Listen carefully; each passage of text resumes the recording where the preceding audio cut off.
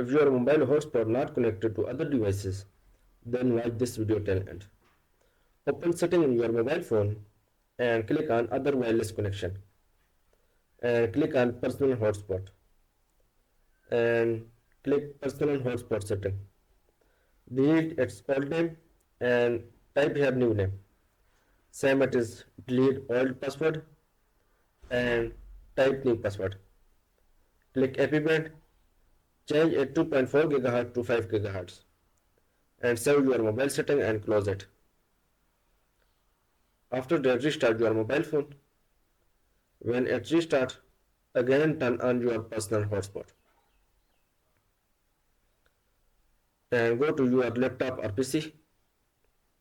Click Wi-Fi option. Click your Wi-Fi device. Click connect.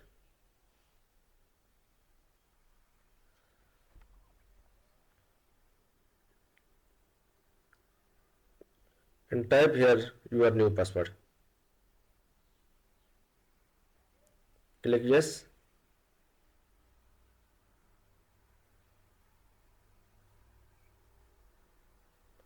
It has been connected.